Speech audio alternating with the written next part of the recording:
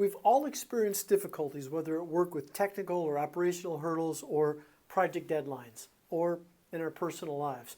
But we've had to make the decision to push through a challenge.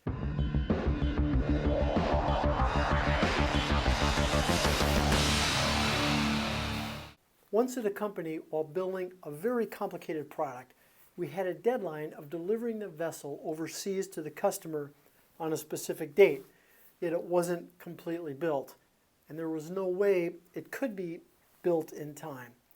So the chairman of the company, a Naval Academy graduate, and a leader I greatly admired, decided to go ahead and deliver the vessel and send along a team of engineers, technicians, and fabricators to complete the build at the customer's site. And this was an expensive decision to make. I heard a similar story of tenacity while listening to NPR. Over 100 years ago, in 1918, the flu pandemic nearly killed Blanche Reeves, who was living in a rural Iowa town.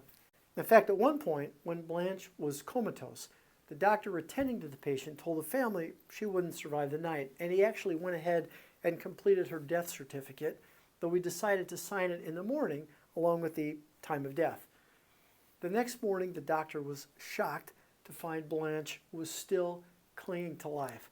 And as it turns out, Blanche had a long battle, but she did recover, slowly.